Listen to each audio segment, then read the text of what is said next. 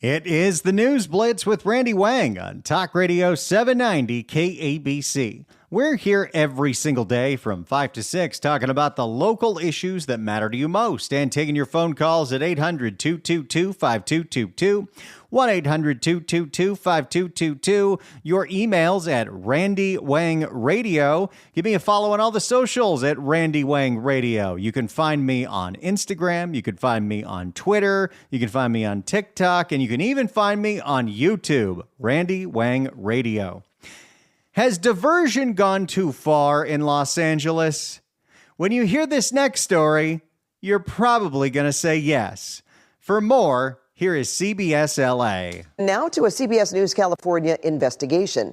Imagine you're the victim in a case where the suspect is charged with attempted murder and assault with a deadly weapon, but the judge says the defendant doesn't have to stand trial.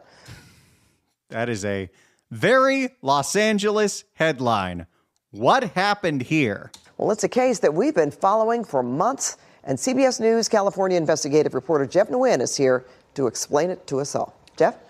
Well, Pat, you may not know about a program called Diversion, and it allows defendants the ability to enter rehabilitation instead of facing prosecution or jail. Wait, I thought diversion was supposed to be for, non-violent offenders. When it's talked about, it's something that's supposed to be for, if someone gets arrested for drugs, we don't want to put them in jail. We want to divert them, or some other minor crime. You can get diversion for attempted murder? Tonight, we want you to meet the victim in a long-running case, who says the idea is fine when it comes to not-violent crimes, but not for the man accused of nearly taking his life. I had a brain bleed. Christian Hornberg is wheelchair-bound after being attacked with a metal pipe more than 2 years ago. I got a couple of lumps on my head where he hit me and kicked me in the head. This is pretty serious. The E-Line train. Hornberg was jumped from behind at this train station in Santa Monica and thrown to the ground. There is just story after story after story after story of the negative effects that have become a fact of life in Santa Monica because they expanded Metro there. Santa Monica wasn't always like this, and although it seemed like a good idea at the time, the Metro Expo line has done nothing but make Santa Monica less safe. East LA. Prosecutors. It doesn't have to be that way. There are plenty of places around the world that have public transit that police who gets on and off that public transit.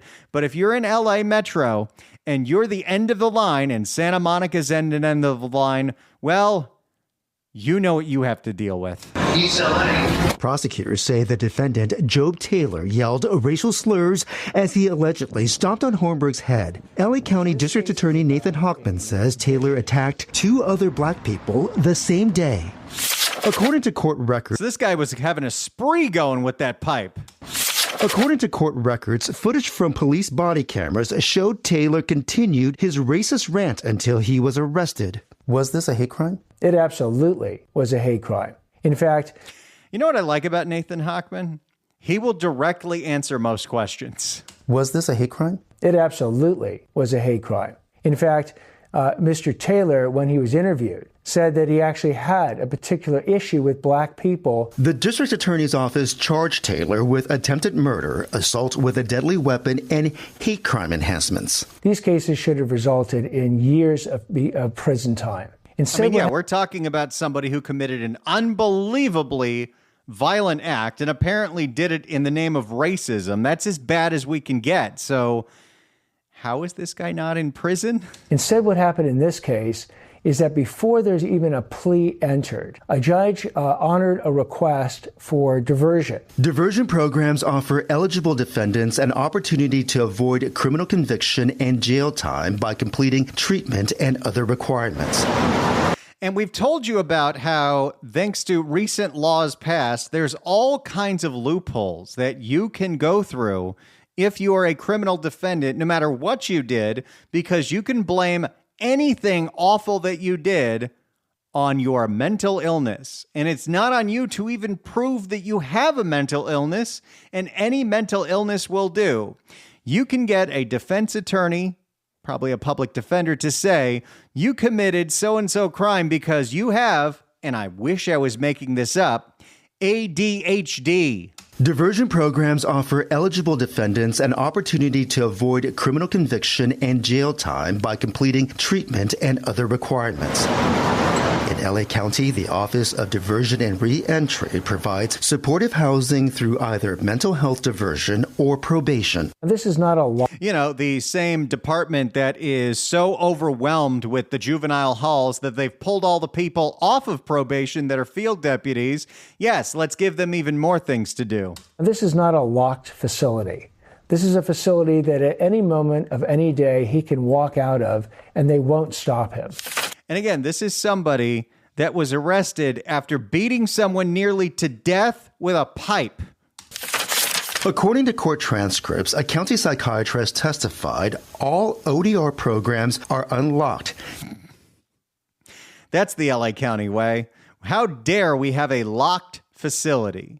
We want all treatment to be voluntary.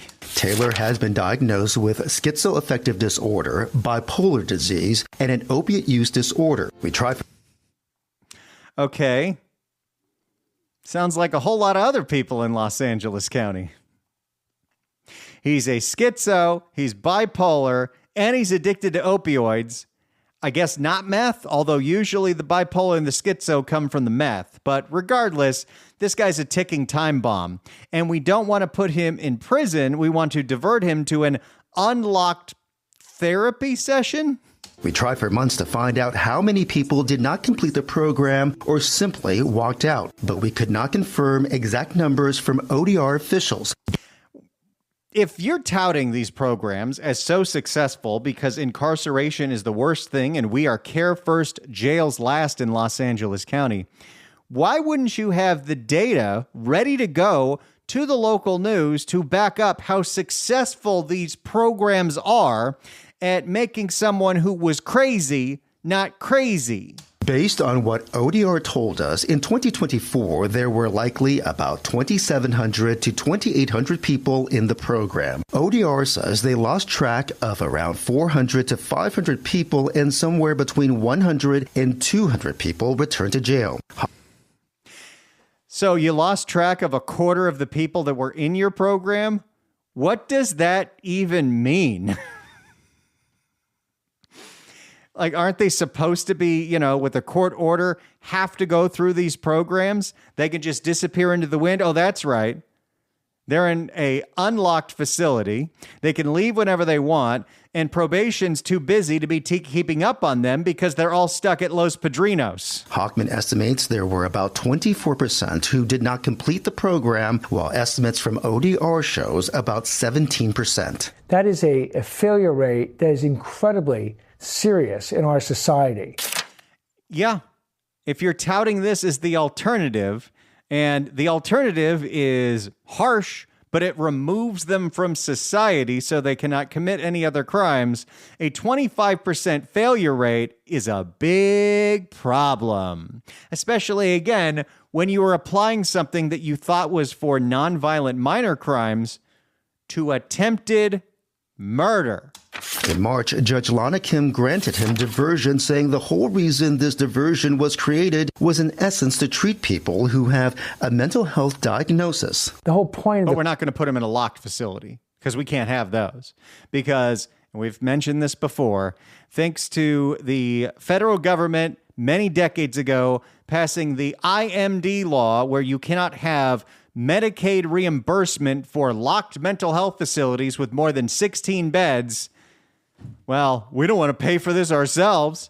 Local government won't do anything that doesn't get reimbursed by the state or the feds, even if it is for the betterment of the entire public. The whole point of the criminal justice system is it needs to deliver justice for victims like Mr. Hornberg. A RAND study found rapid diversion program participants are 3 times less likely to be rearrested than those incarcerated. Yeah, but is that because they stopped committing crimes, or because for so many different crimes in California, like burglary, like drug possession, you're not very likely to be arrested? In the very... when George Gascon was running for re-election, and luckily Nathan Hochman beat him. He's been in that office for about a year now. But one of the things George Gascon was saying over and over and over again in interviews was how ineffective our current system of law enforcement is at something like home burglary, where, and again, this is true, it was coming from the worst possible messenger because he was giving a signal to the criminals. But according to George Gascon, if you commit a home burglary, there is an 85% chance you will not be caught. I don't know what we do about that. Quite frankly. Thanks, Georgie. And I think in some instances that has gone up to 95%. And the Vera Institute of Justice found people who complete diversion are 43% more likely to gain employment. Troy Vaughn runs the nonprofit Los Angeles Regional Reentry Partnership. Diversion is Of course, we've got to talk to a nonprofit that is profiting off of Care First Jails Last. Diversion is intended to address the root causes like trauma, mental health, and poverty. It's not about avoiding accountability. It's about accountability that works. According to mental health... So what's the accountability that worked for the guy who was beating someone nearly to death with a pipe in the name of racism? According to mental health diversion statutes, a defendant charged with certain crimes such as murder and rape is ineligible for diversion. Attempted murder, eligible. If you actually go through with it and you're successful at the murder, then you cannot get diversion. Interesting little divider there. Taylor's public defender said he is housed with black inmates. His bunkmate is a black individual and he does not have animosity towards black people. But in support of their opposition to Taylor's motion for diversion, the DA cited Taylor's medical records, which indicated a jail psychologist who interviewed Taylor noted his hostile and aggressive behaviors towards custody staff. One of the reasons the California Court of Appeal granted the DA's petition to vacate Judge Kim's order for diversion. This is why elections matter, because Nathan Hochman filed the correct charges. Thanks to the insane laws in California, this monster got diversion. And Nathan Hochman appealed and said, no, no, no, no, no. Look at this. We're not just rubber stamping this. If George Gascon was still in office, this guy would be out on the streets. We got some wobbly knees allies. Saying no expert nor any other evidence suggested that Taylor would not pose an unreasonable risk of danger to public safety if granted diversion. And what happens here is the way these laws have been written, it's not on the defendant to prove the mental illness was the reason for the crime. It is on the prosecution to disprove that. In the meantime, Christian Hornberg has been living at a care facility. Oh, yeah. What about the victim here in all this? The one who's still suffering. Christian Hornberg has been living at a care facility with lasting injuries. I have little tendon and wrist damage to the muscles in my wrists. I guess from not walking, my legs have gotten weak, my balance is off. I have constant headaches every day. Now, Taylor will now face trial on the original charges, including attempted murder with a hate crime enhancement.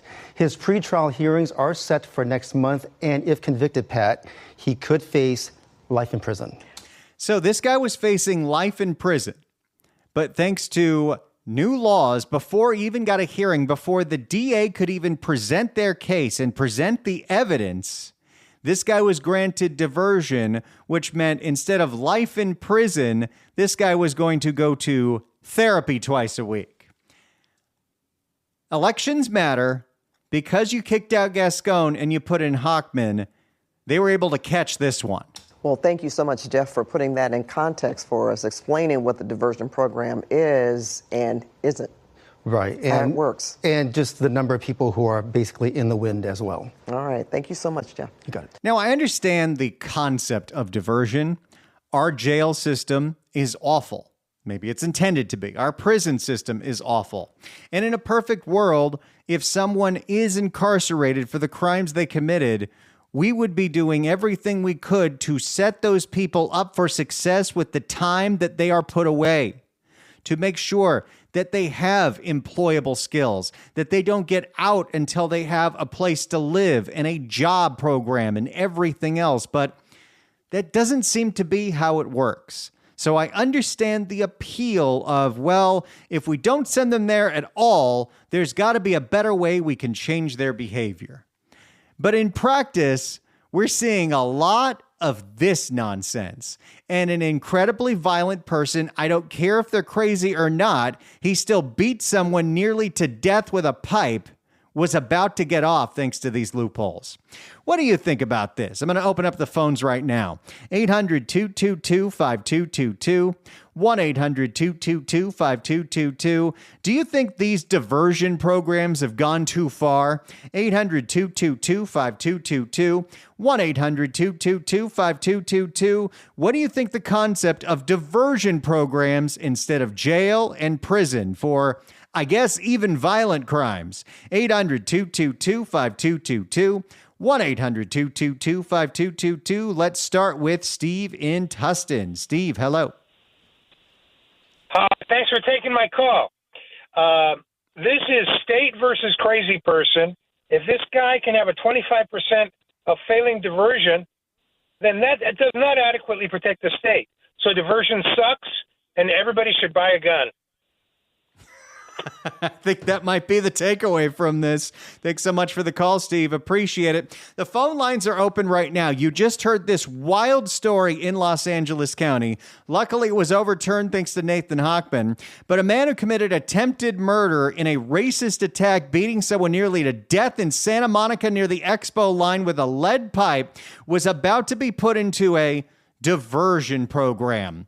Do you think this makes sense? What do you think about the concept of diversion programs in Los Angeles County? 800-222-5222, 1-800-222-5222, 800-222-5222, 1-800-222-5222. You can email us as well at randywangradio@gmail.com. That's randywangradio@gmail.com. We will take your calls coming up in minutes right here. It's the News Blitz with Randy Wang on Talk Radio 790 KABC. It's the News Blitz with Randy Wang on Talk Radio 790 KABC. We're taking your phone calls at 800-222-5222, 1-800-222-5222. Thanks to Nathan Hochman, a mental patient who beat someone nearly to death with a lead pipe is not going towards diversion. They're being held for attempted murder. But it was this close. All it takes is a county psychiatrist to say, hey, this person belongs in diversion. Look, we know prisons are bad. We know jails are bad. And maybe, just maybe, our current system is terrible at rehabilitating people. But do you think that diversion programs in LA County have gone a little too far? 800-222-5222. Let's go to Marcia in LA. Marcia, hello. Hello. I've been a prosecutor for over 2 decades, and this diversion program, how they have it, is absolutely asinine. I've seen cases where someone actually shot someone and they got mental health diversion. I've seen a case where someone was in someone's house holding a knife and they got mental health diversion. And this statute must be revamped. Thank God for Nathan Hochman. He can only do so much. We have to start voting better and smarter. Because right now the legislator has run amok and they have to do something about this statute. It's ridiculous. And there's so many loopholes, and they've made it so all you have to do is attest that you're suffering from any kind of mental illness, and it doesn't even matter. And it's on the prosecutor to have to disprove that. But it seems like in this case, luckily there was an appeal, but the judge decided on diversion before the prosecutor even got to present their case on an arraignment. A lot of these judges, they won't stand up to this statute. They think, oh, I have no choice. I have to grant mental health diversion because of the way the statute is written. No, they do not. But so many of the judges won't take a deep dive. They don't want to be reversed on appeal. And some serious cases are getting mental health diversion when they are not right for it. And a lot of the judges, they will say, well, they really don't have a record that I can look to say that they won't pose an unreasonable risk if treated in the community. So I can break into someone's house with a knife, and if I don't have a record, then I can get mental health diversion. That's nonsense. It's completely insane. Well, I'm glad that we're trying to do our best to shine a light on this. This law needs to be changed. Thanks so much for the call, Marcia. Appreciate it. And, you know, of all people, Jim Cooper, the sheriff of Sacramento County, he was working with the legislature to get this law amended. And they killed it in committee. 800-222-5222 is the telephone number. 1-800-222-5222. What do you think of this concept of mental health diversion for an attempted murderer? That's what happened. And without Nathan Hochman, somebody who beat someone nearly to death with a pipe outside of the expo line in Santa Monica would have been free on the streets as long as they attended therapy. 800-222-5222, 1-800-222-5222. If you're on hold, stay there because we're going right back to the calls next. It's the News Blitz with Randy Wang on KABC. It is the News Blitz with Randy Wang on Talk Radio 790 KABC. We're here every single day from 5 to 6 talking about the local issues that matter to you most and taking your phone calls at 800-222-5222, 1-800-222-5222, your emails at randywang.radio@gmail.com. You can follow me on all the socials at Randy Wang Radio, especially YouTube. Follow my YouTube channel, YouTube at Randy Wang Radio. We're taking your phone calls right now, 800-222-5222, 1-800-222-5222. In Santa Monica, near the Expo line, a man was nearly beaten to death, apparently because of his race, by a crazy person with a lead pipe. This guy got arrested, and before the district attorney's office could even arraign him, he was able to qualify for mental health diversion, which meant instead of going to jail or eventually prison, he was eligible for unlocked treatment, where it was voluntary, a program that admittedly has a 25% failure rate, and that's what they're admitting to. Nathan Hochman appealed this decision, and now this monster is back on trial for possibly life in prison for attempted murder with hate crime enhancements. So my question to you at 800-222-5222, 1-800-222-5222, what do you think of the concept of these diversion programs in Care First, Jails Last, Los Angeles County? 800-222-5222. Let's start with Susan in Cypress Park. Susan, hello. Hello. You just can't fix mentally ill or brain. Many people with ADHD are just fine and nonviolent. Those that are violent need to go to a mental hospital and not a jail. The jail is a new mental hospital. And it's been that way for a very long time because we won't put the investment in and build the mental hospital that we know we need. And there was a plan to do one. And LA County, the Board of Supervisors in 2020 killed that plan and decided instead of that, we're just going to close the central jail and not replace it with anything because all these people will be safe in the community. We're not safe. And the people in the jails are not safe either, because they're just throwing all the mentally ill people in the jail, and they can't be on the streets. There's no cure. You're totally for right that. about that. Thanks so much for the call, Susan. Appreciate it. 800-222-5222 is the telephone number. Your thoughts on LA County's implementation of California's mental health diversion law. Do you think this is appropriate, giving somebody outpatient treatment for attempted murder? 800-222-5222. Let's go to Karen in Pasadena. Karen, hello. Hello. Thanks for taking the call. These really bad people need to go to an island. We need to get an island, send these really people that created heinous crimes against humanity send them to an island, give them provisions, for 1 month. And then, every couple of months we show up and we use one of those World War II Normandy boats to push off provisions for them, have guys with non-lethal weapons, or guys or women, to protect themselves against these crazy people that are going to try to board their ship, push it off, let them just live on the island. They can be free on a tropical island, have a wonderful life, possibly kill each other.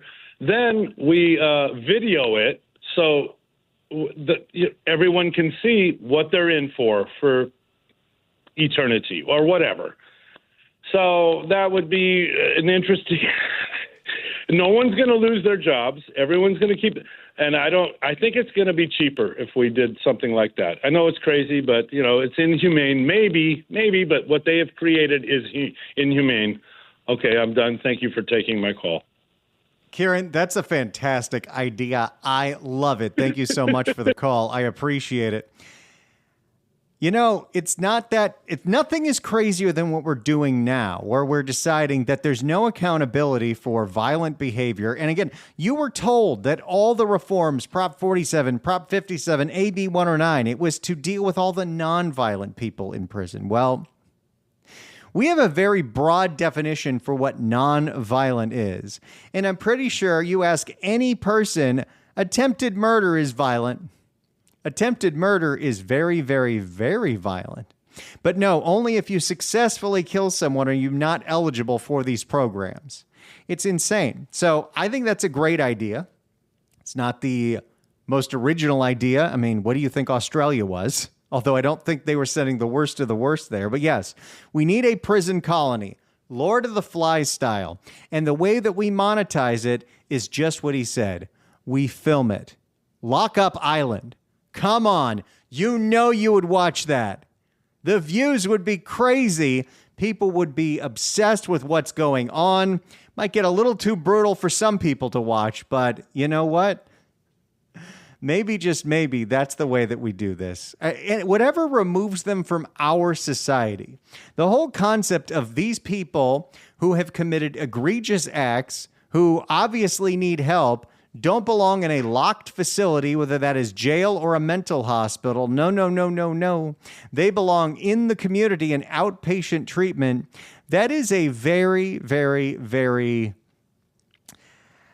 naive way to look at the world and a little too optimistic. That might work for some people, but with the broad brushes of California laws that are in effect for many years before certain people even figure out the loopholes that are in there, we're seeing a disaster unfold in our hands with this mental health diversion law. And more people are going to need to speak up about it. And if they're not, Lock Up Island. I think it's a great idea. 800-222-5222 is the telephone number. 1-800-222-5222. It's the News Blitz with Randy Wang on Talk Radio 790 KABC. It's the News Blitz with Randy Wang on KABC. I am happy to report that a program that LA Metro started that cut down on crime, then was paused, which increased crime, is finally back in effect.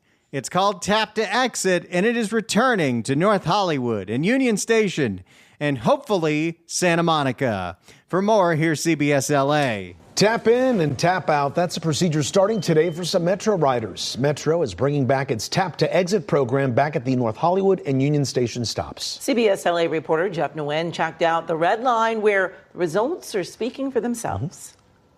I've been riding the Metro since I was born. Angelica Hernandez and Jacqueline Guzman are Cal State Northridge students who are happy.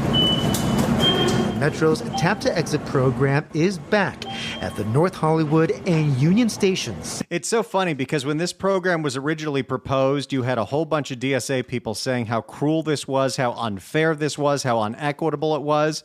But when the actual riders of Metro were surveyed on how they liked the idea of the only people in the system are the ones paying for the system, They love it. And I had past issues with Metro. The young women say they faced a sexual harassment and seen crime. I witnessed a person almost get stabbed last time. In recent years, we've documented stabbings and drug use on the lines and at the stations. In fact, it was CBS LA's investigation into the MacArthur Park station that spurred a whole bunch of change, including them blasting the lights, blasting classical music, and pushing all the drug addicts to MacArthur Park proper. Beginning today, riders will have to tap their fare cards at new, taller gates to get in and out of the two stations. Tap cards out and ready to... Stephen, too, is Metro's executive officer of station experience. He says the move isn't meant to be punitive. Are people able to just bust through this? No, these actually have an electromechanical lock. Metro says there was a 55% drop in crime after Tap to Exit was launched at the downtown Santa Monica station. Which is the exact same station where that guy got almost nearly beaten to death.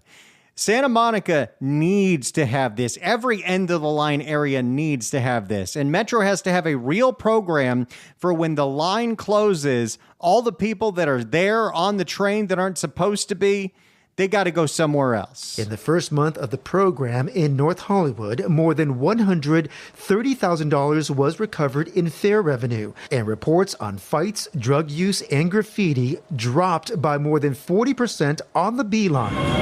Which, by the way, that statistic right there shows a very, very interesting dichotomy in the city of Los Angeles. Because this program was very successful. For some reason, the fire department had an issue with what if you can't get out if there's an emergency. I think they figured that out, so now the program is back. But you have a now DSA candidate for mayor of Los Angeles, and she is running on the platform. Her name is Ray Huang, no relation. She's running on the platform of free Metro, free buses. And the reason the Metro got so scary to begin with was because during COVID, we made public transit free. And then a whole bunch of people got on that system that never got off. Riders like Thomas Ortiz call Tap to Exit a barrier. I'd rather see free, everything free for Americans. Oh, boy. She gets 23 rides every month. Metro says people... We're going to do a topic on that later this week. Believe you me. Metro says people with low income can apply for free rides, while Jacqueline Guzman and Angelica Hernandez say fare enforcement is a positive step towards accountability. I hope the stations get a lot more safer. Metro is also launching Tap to Exit at the A-Line's Pomona North station as well, and the gates can be opened remotely during emergencies. In North Hollywood, Jeff Nguyen, CBS LA.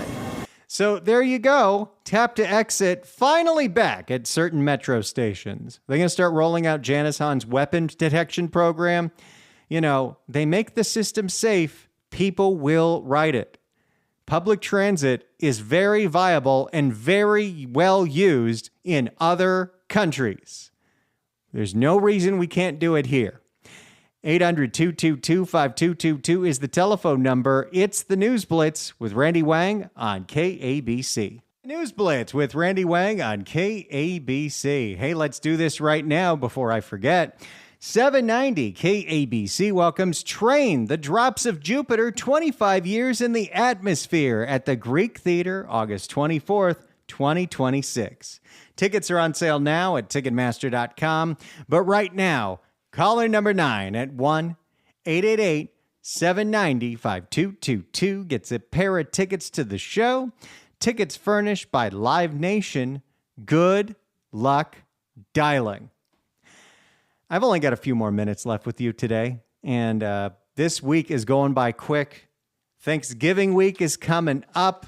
I will be heading to Santa Fe in a couple of days, and every single day I'm counting it down. I am so excited.